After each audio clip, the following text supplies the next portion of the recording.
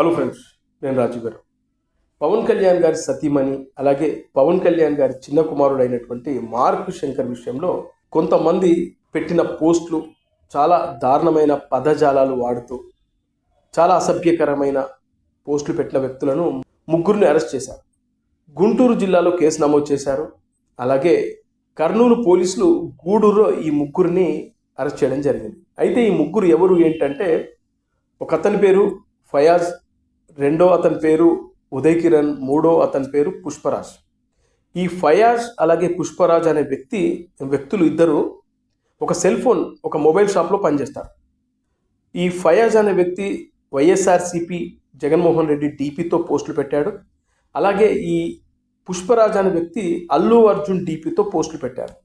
ఇక ఉదయ్ కిరణ్ అనే వ్యక్తి అతని ఫోటోతోనే పెట్టినట్టుగా చెప్తా ఉన్నారు. అయితే ఈ ముగ్గురికి ఏదైనా రాజకీయ పార్టీతో లింకులు ఉన్నాయా, అంటే ఏదైనా రాజకీయ పార్టీలో పనిచేస్తున్నారా, లేదా ఆ పార్టీలో వీళ్ళు కార్యకర్తలుగా పనిచేస్తున్నారా, ఇక ఏదైనా సినిమా నటుడు, ముఖ్యంగా సినిమా స్టార్స్కి సంబంధించిన అభిమాన సంఘాలకు సంబంధించిన వ్యక్తుల ఎందుకోసం పెట్టాల్సి వచ్చింది ఏంటి అని పూర్తిగా ఆరా తీసే పనిలో ఉన్నారు.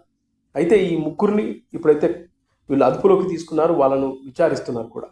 వీళ్ళ పోస్టులు చూస్తూ ఉంటే నిజంగా చాలా దారుణంగా పెట్టారు. పవన్ కళ్యాణ్ గారి భార్య పైన, అలాగే వాళ్ళ చిన్న కొడుకును మార్క్ శంకర్ను ఉద్దేశించి చాలా నీచమైన పోస్టు పెట్టారు. మీ అందరూ కూడా ఆ పోస్టు చూసే ఉంటారు. అలాగే ఇంకొక అతను మాత్రం పవన్ కళ్యాణ్ గారి తల్లి తండ్రి పైన చాలా నీచమైన పోస్టు పెట్టాడు. అందుకే ప్రభుత్వం కూడా చాలా సీరియస్గా తీసుకుంది.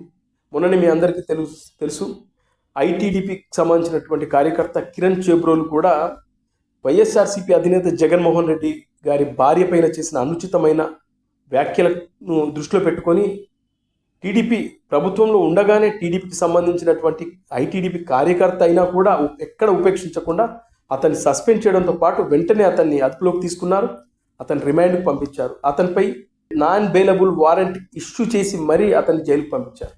అంటే ఎక్కడ కూడా అతనికి బెయిల్ రాకుండా చేశారు.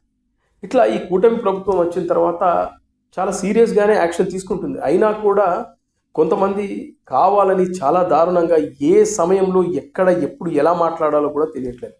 నిన్ననే చూస్తే పవన్ కళ్యాణ్ గారు సతీమణి ఆమె తిరుమలకు వచ్చి తలనీలాలు సమర్పించి అక్కడి నుంచి ఆమె ఇంటికి చేరుకున్నారు.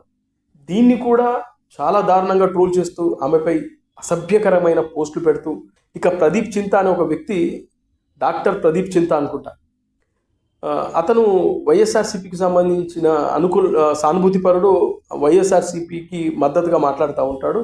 ఇతర పార్టీలకు సంబంధించినటువంటి వ్యక్తులను చాలా అసహ్యంగా చులకన చేసి మాట్లాడుతూ ఉంటాడు.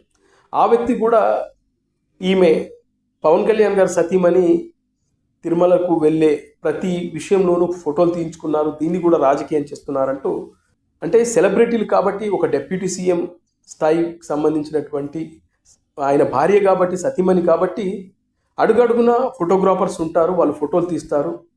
డిక్లరేషన్ చేసేటప్పుడు ఖచ్చితంగా ఫోటో తీస్తారు. ఎందుకంటే తీయకపోతే డిక్లరేషన్ చేశారా లేదా అని చెప్పి మీరే విమర్శిస్తారు. కాబట్టి ఖచ్చితంగా డిక్లరేషన్ సమయంలో నేను శ్రీ తిరుమల వెంకటేశ్వర స్వామిని విశ్వసిస్తున్నానని ఆమె ఆ డిక్లరేషన్పై సంతకం చేసేటప్పుడు ఖచ్చితంగా ఫోటోలు అవసరం, తీశారు. అలాగే ఆమె ఎయిర్పోర్ట్ నుంచి బయటకు వచ్చేటప్పుడు కూడా ఫోటోలు తీశారు. అలాగే ఆమె తలనీలాలు సమర్పించేటప్పుడు కూడా ఫోటోలు తీశారు. అలాగే ఆమె వడ్డించేటప్పుడు, ఏదైతే తిరుమల శ్రీ వెంకటేశ్వర స్వామి సన్నిధిలో అన్నప్రసాదాన్ని వడ్డించే సమయంలో కూడా ఫోటోలు తీశారు. అలాగే ఆమె 15 లక్షల రూపాయలు ఈ ట్రస్ట్కి, అన్నదాన ట్రస్ట్కి ఇవ్వడం కూడా జరిగింది. అవి కూడా ఆ స్క్రీన్ షాట్లు కూడా తీశారు. అయితే ఒక సెలబ్రిటీ వచ్చినప్పుడు ఖచ్చితంగా ఫోటోలు తీస్తారు. అది జగన్మోహన్ రెడ్డి గారు వచ్చినా, లేకుంటే ఆయన సతీమణి వచ్చినా కూడా తీస్తారు. జగన్మోహన్ రెడ్డి గారు తిరుమలకు వచ్చినప్పుడు అడుగడుగున ఫోటోలు తీయలేదా? అయితే ఈ ప్రదీప్ చింత అనే వ్యక్తి ఏమంటాడంటే, ఇది పబ్లిసిటీ కోసం చీప్ పాలిటిక్స్ చేస్తున్నాడు, వీళ్ళ బండారం అంతా బయటపడిందంటూ చాలా దారుణమైన వీడియో పెట్టాడు అతను. ఇలా వైఎస్ఆర్సీపీకి సంబంధించిన సమూహం అంతా నిజంగా విచక్షణ లేని వ్యక్తుల, పేరుకి అతను డాక్టర్ ఏమో, అంటే ఎవడు పడితే వాడు ఓ కెమెరా ఉందని చెప్పేసి మొబైల్ ఫోన్లోనో షూటింగ్ చేసేసి వీడియో అప్లోడ్ చేసి పారేస్తే మీరు జర్నలిస్టులు అవుతారా, అనలిస్టులు అవుతారా? అంటే అసభ్యకరంగా మాట్లాడేవాడు కూడా ఇవాళ జర్నలిస్టే. ఇలా వైఎస్ఆర్సీపీకి సంబంధించిన సమూహం అంతా వీళ్ళ మెదళ్లకు బూజు పట్టి విచక్షణ కోల్పోయి అర్థరహితమైనటువంటి కామెంట్ చేస్తూ ఎక్కడ కామెంట్ చేయాలో కూడా వీళ్ళకి తెలియదు.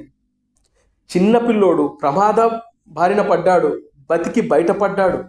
ఇలాంటి సమయంలో ఈ వ్యక్తులు విచక్షణ కోల్పోయి కామెంట్ చేయడం ఏంటో నాకు అర్థం కాని విషయం. అలా వైఎస్ఆర్సీపీకి సంబంధించినటువంటి సమూహంలో కొంతమంది ఇలా విచక్షణ కోల్పోయి ఈ ప్రదీప్ చింతలాగా కామెంట్ చేసే వ్యక్తులకు ఎప్పుడు బుద్ధి వస్తుందో తెలియదు. కానీ మీరు విమర్శలు చేయండి, తప్పులేదు, కానీ అవి అర్థవంతంగా ఉండాలి. కానీ అర్ధరహితంగా విచక్షణ కోల్పోయి చండాలంగా నీచంగా సభ్య సమాజం తలదించుకునేలాగా మీ భాష కానీ మీ వక్రబుద్ధి కానీ చులకనతనం కానీ చూపిస్తే అది బాగోదు. అందుకే డాక్టర్ ప్రదీప్ చింత ఎవరో నాకు తెలియదు. రీసెంట్గా కొన్ని వీడియోలు చూశాను. ఈ వ్యక్తికి మరి డాక్టర్ ఎట్లా అయ్యాడో నాకు తెలియదు, కానీ కాస్త కూడా విచక్షణ లేదు. ఏదో చులకనగా మాట్లాడుతుంటే ఎగతాళి చేసి మాట్లాడుతూ ఉంటాడు.